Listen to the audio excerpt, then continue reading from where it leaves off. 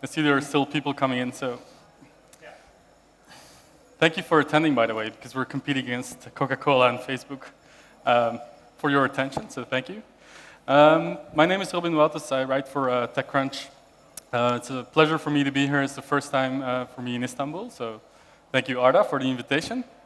What we're going to do next is have a half-an-hour conversation about the European VC scene with both panelists, and afterwards we're going to have a little bit more focus on the Turkish market specifically.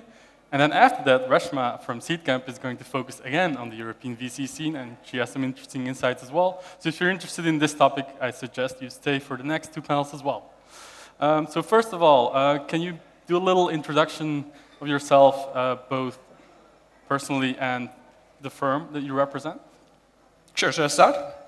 My name is Roland Manger. I am a co-founder and managing partner at Early Bird Venture Capital.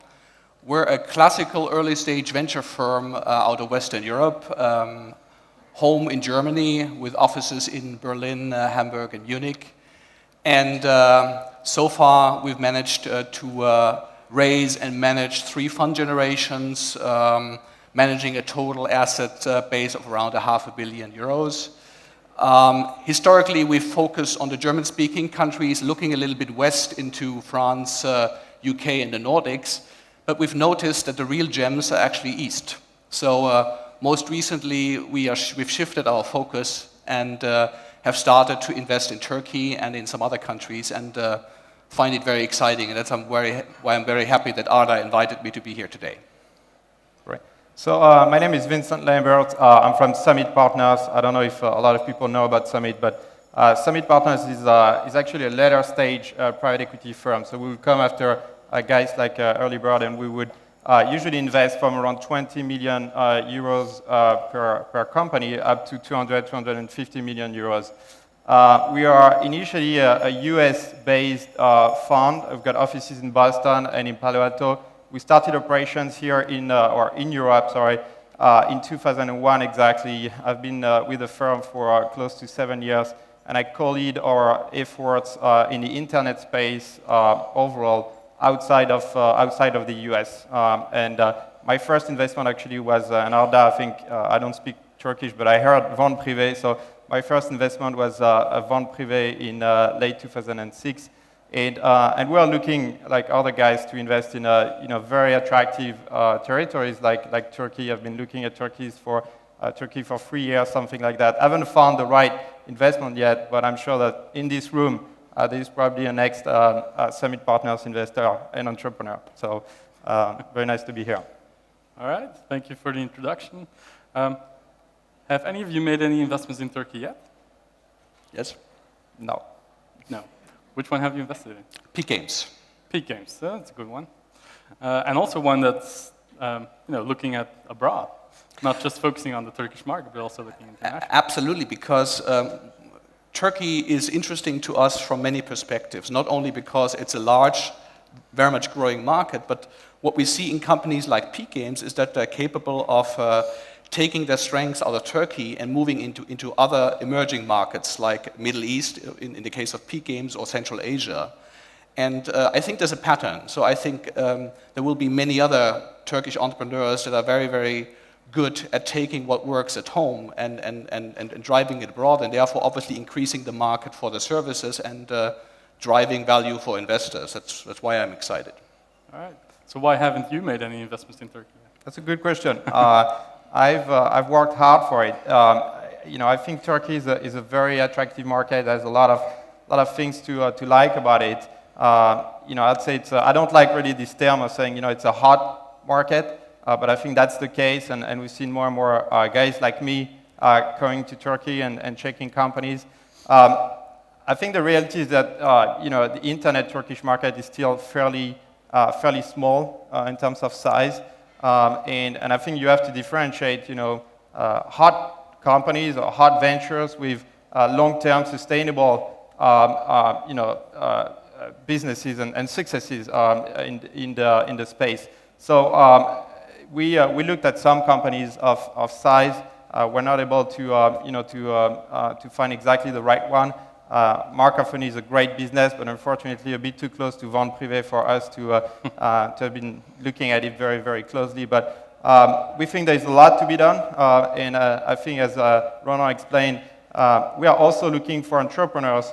We're not only thinking Turkey, but also really already starting thinking about the next step for the business and thinking about international expansion. I think Sina had excellent words around we have to think big, we have to dream big, and we're looking for entrepreneurs who want to actually build big businesses. And we're thinking also, $1 billion, we're thinking international expansion.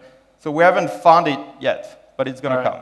So Turkish entrepreneurs, come talk to these guys after the panel.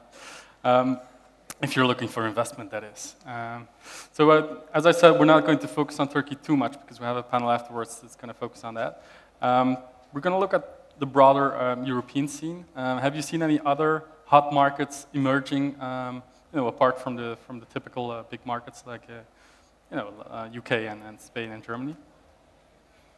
Well, yeah. I mean, actually the European VC scene is changing. I mean, if you just look at the numbers, it isn't so obvious. It seems to be stagnating, but if you look at the mix, there's a fundamental change happening in two directions. First of all, again, my motto, going east. There's lots of stuff happening, not only in Turkey, but also in Eastern Europe.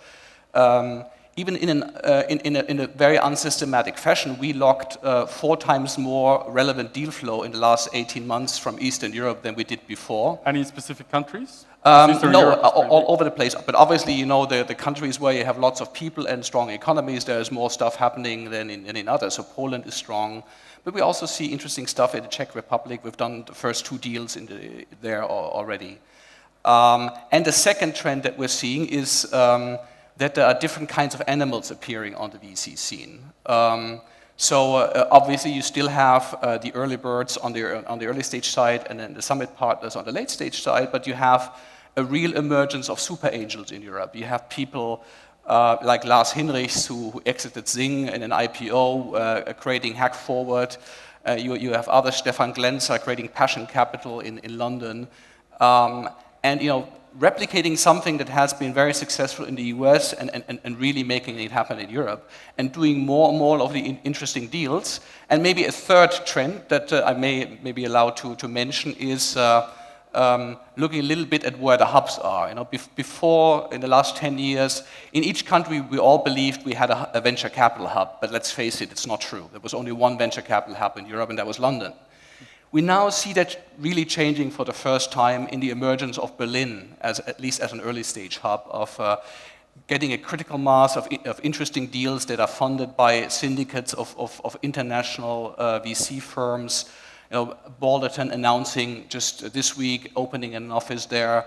So I think clearly Berlin is not yet there where London is, but we see lots of dynamics there, and I'm hoping to see more of these real power centers of where entrepreneurs come together, where talented people converge, and where there's a lot of energy to create new companies. Right, if you're in early stage, it's all about brains and energy. It's not so much about money. It doesn't cost a lot to build an e-commerce site, but it's really more about having the right kind of energetic people, the ideas, and then let's get going.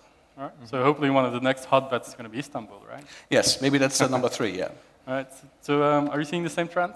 Yeah, I think when we think about our investment strategy, we don't have a mandate to invest in one specific country or another. We have a mandate to back highly super talented people, fundamentally.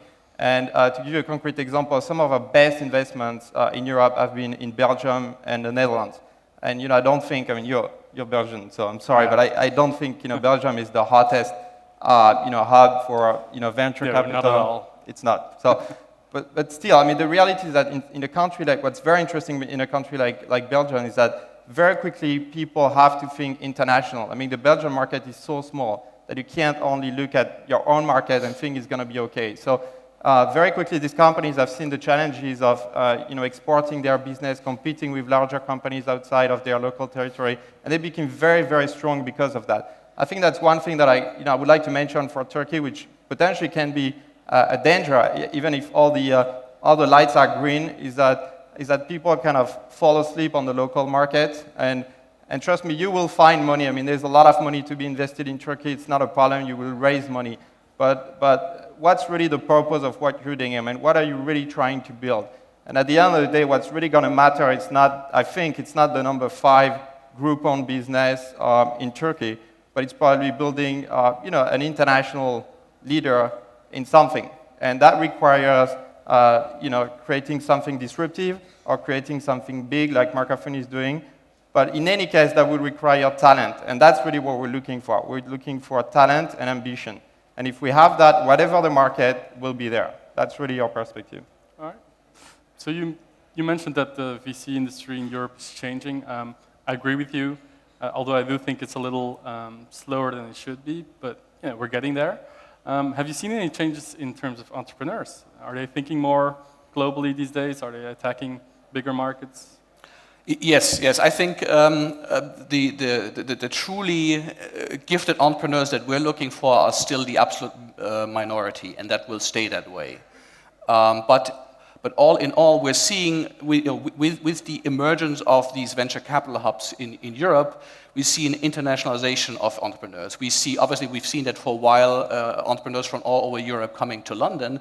We now see the same thing in Berlin. We have a Swedish team creating SoundCloud.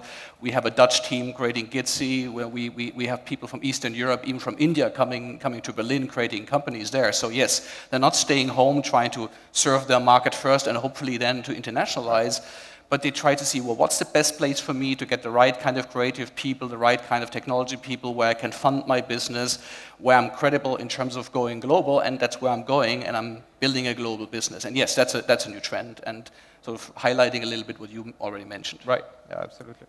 All right. So what markets are they, it used to be more infrastructure, obviously, a couple of years ago. Now you see more internet, mobile. Any trends that you see emerging in the next couple of years? In terms of trends, I mean, our job is easier than your job, because I think your job is to try to guess what's going to work and not going to work, and try to assess trends very early on. Our job is easier, even if we work really hard too, but it's a bit easier in the sense that we invest in companies where the market said, yes, that's a valuable business, it does work, and there is a business model. So we're not necessarily thinking in our position. I mean, we're observing the market, we're assessing, the different trends. But above all, we're trying to spot the companies which are, in your portfolio or other VCs portfolios, which really, get their head, above the bar. And that's fundamentally our job. But if I had to think about, key trends, I think, mobile, obviously. Internet mobile is going to be a huge trend coming, and all companies have to be prepared for that. But there are also very attractive segments to invest in, which are not, again, necessarily hot. I think everything related to e-commerce infrastructure. We didn't talk a lot here about infrastructure, but all these numbers, all this growth requires a lot of infrastructure behind. I mean, managing all this data and all this volume, and you think about the logistics behind e-commerce. Not even talk about payment processing, which is a very complex sector to be into. So we don't think, again, hot trends. We think about what really matters fundamentally. And for example, I think infrastructure really matters if you have an e-commerce business. And so we are in Ogon, which is a leading pan-European payment service provider, serving 30,000 e-commerce companies across Europe. And I believe what they do actually really matters. Right. And since we're at the early stage, we have a little bit different perspective. Quite frankly, the entrepreneurs, the best entrepreneurs out there are smarter than we are about new trends. So our job is to find the best people with the best brains, the best insights, and the most energy. And by hopefully meeting many of them, a picture emerges, like a mosaic. And meeting entrepreneurs, then suddenly we get an idea where do we want to invest. So it's not us doing any market studies, no strategic work, even though some of us come from 15, 20 years ago from strategy consulting. So we forget all of that. We just listen to the entrepreneurs, and when something convincing comes up, we say, do we want to take the bet or not? We don't have a market, we don't have numbers to analyze, but then we have to just say, do we believe that this can happen or not? And just talking to the best entrepreneurs, our odds of finding something like that increases. Have you seen any interest from investors from overseas, US or Asia, looking to invest in your portfolio companies? Absolutely, yes. And that's also, again, an increasing trend. We had that already 12 years ago when the internet bubble was also quite virulent in Europe. Obviously, with the nuclear winter in the tech scene, most of the US investors have receded. But even after 2005, 2006, there's more and more interest. And so if you look at the numbers, investments of US VCs in European companies has increased 49% year over year from 2009 to 2010, and it's a strong trend. But you also see it here. So you look at Trendyol, for instance. You have Tiger Global and Kleiner Perkins investing. You have people from Europe, Eden Ventures, investing in one Turkish startup very recently. Us coming here. So yes, there's more and more international stuff. All right, you seeing the same? Yeah, I think we see the same, but we're American too. I mean, initially, again, as I said, founded in the US. When we arrived in 2001 in Europe, we thought it would be easy. I mean, why not? It's just, finding talented people, just, putting money in their hands, and it's going to happen. But the reality is that the cultural, obviously, aspect, of entering a new market, and when I talked before about, not falling asleep on your own country, thinking international to build a stronger business. Well, we had the same issue, and I think the US money we're seeing right now with guys with absolute no presence here. Some of them I think are going to do okay, and I think for some of them it's going to be an interesting learning experience because again there are a lot of specificities. In Europe, it's difficult to scale a business, even in the internet space.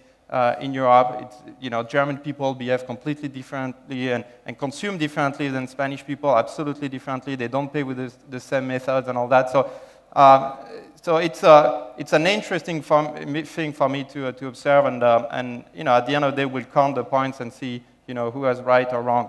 I guess one other thing which is challenging is that when they think about valuation, to be honest with you, and we've been competing with some pure US fund. Is that they usually they take the multiple that we would take on your EBITDA, whatever, and they put it on revenues. So that makes valuation slightly different and difficult to necessarily compete with these guys. But again, we'll see at the end who was right or wrong. But interesting. Hopefully there will be no end. But yeah. Right. You've obviously invested a lot of Europe. What is the biggest challenge for European VC today? Actually, it's on the fundraising side. It's raising funds. I think there are plenty of good entrepreneurs out there. I think the ecosystem has evolved to the extent that you have practically everything in place, from good people to hire, to the right kind of legal advisors that understand venture, investment banks that are doing deals, US companies looking to buy European companies, and even Asian companies coming over. So that's all fine. But I think when we're looking at investor appetite, by the way, that's something that's now even affecting the US. Venture is not a highly appreciated asset class these days. There are regular studies done by smart people in the private equity industry that ask institutional investors about what kind of asset classes they would like to invest in. And venture, and especially European venture, ranks very much at the bottom of the interest. So the question is, what's the reason for that, and how can you change that? Well, what I'm a little bit worried about is that US venture is also dropping in the interest. So I think the challenge for us, to make it short now, is find the exceptions again. We're looking for exceptions on the entrepreneurial side. Now we have to look for exceptions on the investor side as well. We turn every stone. Our fundraising is global. We go from Australia to California, and we find investors that beg to be different, that see the particular opportunity because the market is underserved, and that are committing to our funds. But to make it short, I think the biggest challenge for the overall VC scene is fundraising. Interesting. Mm-hmm. Vincent, have you had any problems raising money from your LPs? Not that I know so far, but so we raised for Europe specifically. It took us some time really to be comfortable actually raising a specific European fund. We wanted really to understand the market really well enough to have proper European teams and with local investors in our offices before doing so. So in 2008, and we're quite lucky, right before the crisis, actually, we raised a 1 billion euro equity fund that we're investing right now. So we've got that available. We invested part of that, but not everything, so we still have a lot of liquidity available. I think the main challenge for us, to be honest with you, especially in the internet space, is really around valuation. It's always difficult when you go and sit in front of an entrepreneur, in Belgium or in France or whatever, and he read in the Financial Times that Zynga is going to go public for that multiple, and Groupon is talking about being public of that multiple, not talking about multiple of net income, obviously, because they don't make any money, but of revenue, whatever, and so it's a difficult conversation. I mean, there's like a lot of education to be done, saying, well, you can't just take Zynga and apply the same valuation methodology to your business, which is, I don't know, a 5 million or a 4 million, EBITDA business. So that's the key challenge for us, and especially in this space, and hopefully that's going to improve a bit. So you talk about educating entrepreneurs, but is it really the fault of the entrepreneur to look at role models and be as ambitious as they can be? And isn't the European venture capital industry more risk averse, more prudent in investing these sums of money at these valuations? Well, I think there are the various aspects that you're sort of mingling together here. I think we see enough entrepreneurs that have a global ambition and are equally ambitious as in the US. However, we have a different environment in terms of supply and demand of capital, right? So the European market is underserved. Just looking at the numbers, the European economy is roughly equal the US economy. 2010, about 16 billion euros were invested in venture in the US and 3.4 billion in Europe. That gives you a little bit of sense, right? So that it means there's scarce capital. There are lower valuations because there's scarce capital. So an entrepreneur and a VC have to work differently. Nevertheless, you still have companies that make big successes. And if you, on average, you look at the returns, you'll be surprised. So looking at exits, again, 2010, large exits, i.e. valuations over 100 million US dollars. There were 136 in the US and about, I think, 38 in Europe. But the multiple achieved on the investments was almost 2 times higher in Europe than the US. Mm-hmm.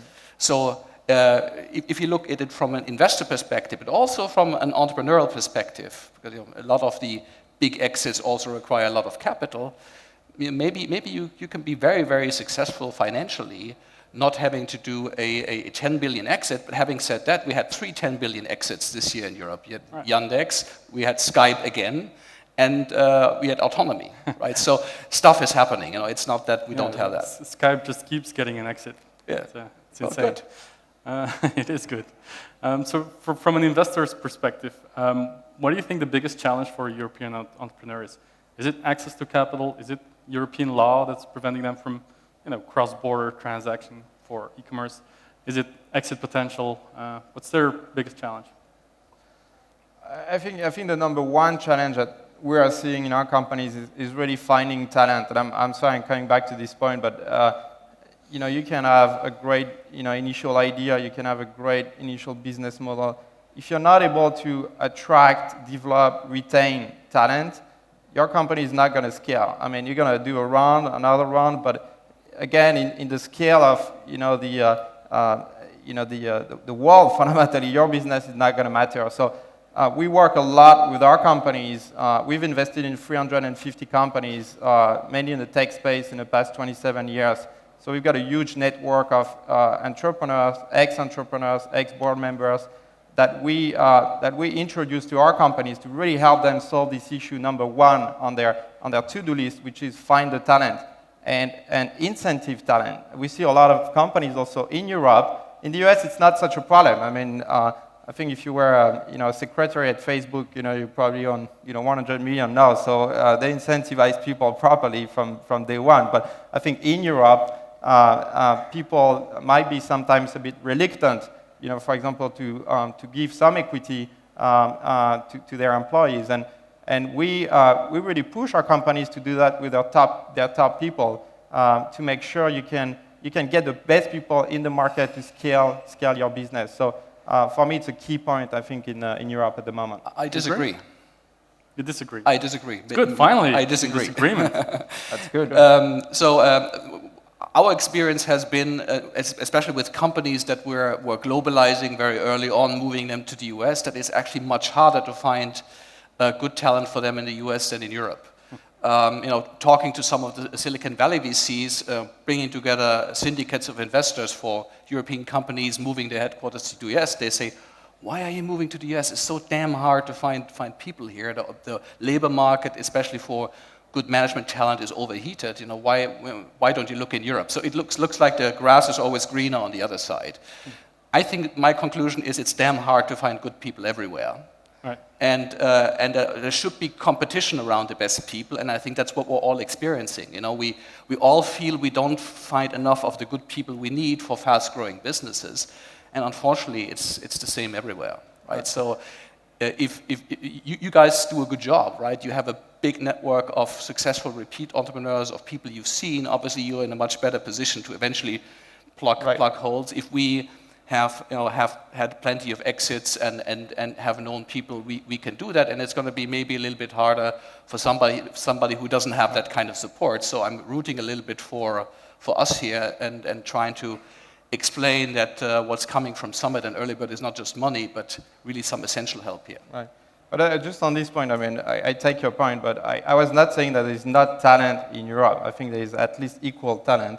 I think the issue is to recognize very early on for companies that they need to, they need to incentivize talent properly to make them actually stay in these companies and grow with these companies. I mean, we've seen businesses in Europe where if you really have a lot of talent, there's much more money potentially to be made in California than in Belgium. I think that's a fact. We need to change that. Well, we are changing that, absolutely. And we want to make sure that those people actually, when they look at their options, well, they want to stay in Belgium because they are highly talented people. So I agree with you. I think there is a lot of talent in Europe, and I think we need to work with our companies to make sure those people stay in Europe or in other geographies and don't necessarily straight away go to California, for example. Right, and also work on the education side of things. More engineering from a younger age, more entrepreneurial courses in school, etc. So I just got a signal that we have to wrap up for this panel. So thank you very much, Vincent and Roland. Thank you, Robin. An applause, everyone. There you go. Thanks, Robin. Thank you so much.